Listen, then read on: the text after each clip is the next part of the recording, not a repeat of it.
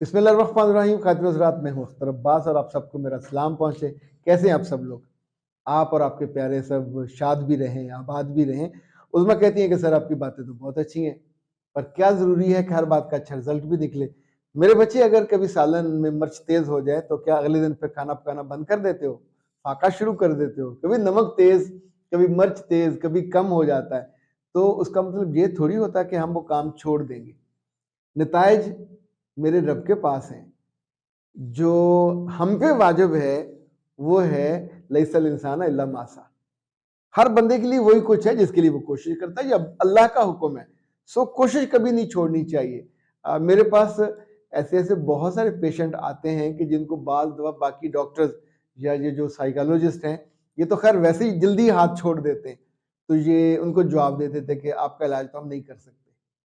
पर मेरे रब के करम से और उन लोगों की अपनी कन्विक्शन से कि हमने ठीक होना है, तो रब उनको कर देता। बंदे का क्या औकात है? ना डॉक्टर के पास कुछ है, ना किसी और के पास कुछ है। ये जो होती है खैर, ये किसके पास है? कौन पैदा करता है? और ये होती जो बीमारी से वापसी आती है, क्या कहते हैं आप उसको? लफ्ज इस्तेमाल करते हैं ना जी, सेहत, वो कहां से आती है? रिस्क अल्लाह का, सेहत अल्लाह की, जान अल्लाह की, रिश्ते अल्लाह के, ये वजूद भी अल्लाह का, कुछ भी हमारा अपना नहीं है। पर जब तक है कोशिश करते रहेंगे, कोशिश हम कभी नहीं भागेंगे।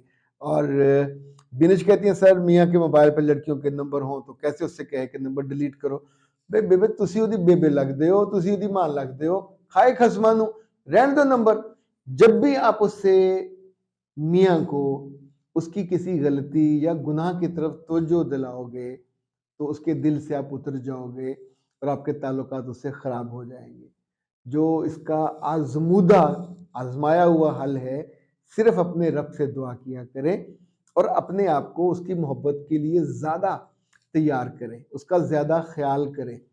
ना आपकी माँ उसे ठीक कर सकती है, ना उसकी माँ उसे ठीक कर सकती है। गारंटीड लिख के दे रहा हूं मैं आपको, इसलिए कि उसने ठीक होना होता तो शादी से पहले ठीक हो जाता, नहीं हुआ। तो कुछ लोगों की सृष्ट बुरी होती है और सृष्ट बनाता है रब, तो रब से दुआ करें। वो कहता है कि इंसानों के दिल मेरी मुट्ठी में ऐसे करके मैं मोड़ देता हूं, तो वो मोड़ देगा। ये वाहिद हल है, दुआ करते रहे और ये कीजिए। लेकिन अगर आप खुद ये पंगा लोगे, तो मैंने आज तक किसी पंगे में से कुछ चंगा रिजल्ट देखा नहीं है और वो हमेशा बुरा निकलता है। सर जी, अगर ससुराल में से 4-5 काम करने वालियां हों, ये शादियां कह रही हैं, और सास फिर भी बहू से कहे तुम सारे काम करो, तो बहू को क्या करना चाहिए? मेरे बच्चे, बहू को माल रोड पे आके जुलूस निकालना चाहिए। माल रोड पे इजाजत ना हो तो किसी साइड रोड पे जुलूस निकाल दें।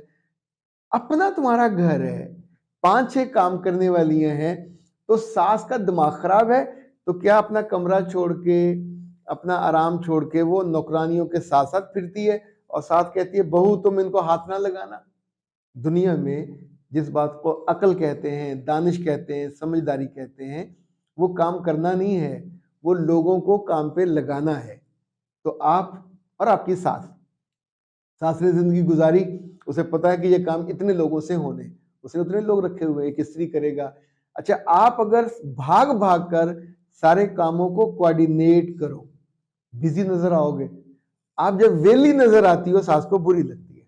सास कब चाहेगी कि आप जाके बर्तन धो और नौकरानी पीछे हाथ बांध के खड़ी हो कि वाह जी वाह मैडम जो है छोटी बहू, और कल आपने मां बनना है, कल आपने इस घर की मालकिन बनना है। तो दूसरों से काम लेने का गुर सीखें। नंबर 2, खुद मसरूफ रहना सीखें। नंबर 3, अपने लिए नए काम क्रिएट करना सीखें। वो एक मुहावरा तो वो है ना कि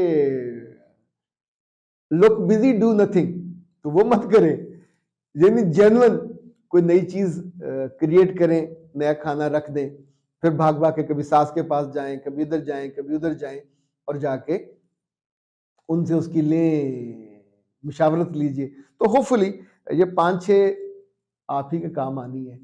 इनको अभी इनसे दोस्तियां करें, इनको पैसे भी दिया करें, इनको मदद भी दिया करें, अपने पुराने कपड़े भी दे दिए, जूते भी दे इकट्ठे ना दे दीजिए। और इनमें से जासूसें भी वैसे होती हैं। और फिर ये अक्लमंदी ये होती है कि इनको अपने एतमाद में लेके किसी से साथ साथ पीछे गए, सफाई ये ऐसे करें, सांस नजर आए तो आंखें चुरा के उनको कामों पे लगाया, तो जब वो काम कर रही होंगी फिर कोई काम बचा तो बंदा खुद भी कर लेता। काम से कुछ नहीं होता, बंदा मरता नहीं है। भूख ज्यादा लगेगी तो उससे ये होगा कि खाने की वैरायटी भी मिलेगी, खुद ही अपने बनाना। अच्छा जी, एक ये बड़ा खौफनाक सा आया हुआ है मैसेज। अब ये बहुत छोटे साइज में है। सर मेरा नाम ये है और मेरी शादी हो गई है। एक लड़के ने मेरे शौहर के ऊपर जादू कर दिया था, उसने मुझे तलाक दे दी। अब मेरी तलाक हो गई है। मेरे शौहर बहुत अच्छे थे। अब एक सरकारी स्कूल में मैं टीचर हूँ। वो लड़का किसी खातून को स्कूल में भेजता है मुझे ब्लैकमेल करने के लिए, और मुझसे मेरा नंबर मांगता है। तो क्या मैं नंबर उसको दे दूं? मेरी मंगनी हो गई है, मुझे डर लग रहा है कहीं मुझे अगवाई ना कर ले, और मैंने ये बात किसी को नहीं बताई। सर जी मैं बहुत डरी हुई हूँ, परेशान हूँ, एक आपका ही सहारा है, मुझे बताएं मैं क्या करूं। मेरे बच्चे पहले मुझे ये बताओ, तुम्हारी शक्ल में कहीं तुम बकरी लगती हो, कहीं बतख लगती हो, इंसान नहीं हो क्या? यानी डरी हुई भेड़ लगती हो। लड़की हो तो शेर की बच्ची ही होना चाहिए। आपने कोई गुनाह नहीं किया, कोई गलती नहीं की, अवेलेबल नहीं हो सबके लिए, एक इज्जतदार घर की इज्जतदार बेटी हो, ऐसे ही हो ना? तो अब आप दो काम करने के। वो औरत जब आए तो आपने खड़े होकर उसे कहना तुम्हारी ऐसी की तैसी, अगर तुम दोबारा इस स्कूल में दाखिल हुई, उस वक्त 4 लोगों को सुनने दीजिए, अगर तुम यहां दोबारा दाखिल हुई तो मैं तुम्हारी टांगे अपने हाथ से भी तोड़ूंगी और साथ पुलिस को बुला के तुम्हें उसके हवाले। तुम्हारी जरूरत कैसे हुई मेरे पीछे आने की? तुम होती कौन हो? ये टोन आपकी आंखों से, वो जो कहते हैं ना खून आलूद आंखें हो जानी चाहिए, और आपके जो लफ्ज हैं जले हुए निकलने चाहिए। किसकी गोलियां तेज होती हैं? क्लाशनकोफ की, तर तर तर तर निकलनी चाहिए। अच्छा, आगे पीछे लोगों से लड़के आप गुस्सा निकाल लेते हो, ऐसी जाहिलों के लिए। और एक काम और करें, शानदार होगा, अगर थोड़ी सी जिद करे तो जूता उतार के उसकी ऐसी की तैसी 2-4 तो लगा देना कि तुम्हारी फिर पूछे जाके गेट वाले से, और उसके पीछे जाएं कि ये औरत लुच्ची लफंगी, ये इसको अंदर किसने आने दिया, ना इसका कोई बच्चा यहाँ पढ़ता है। गेट वाले को डांटे, एडमिन वाले को डांटे कि हम यहाँ इज्जतदार लोग हैं, पढ़ाने आए, काम करने आए, कैसी कैसी लुच्ची औरतों को अदारे के अंदर दाखिल होने दिया जाता।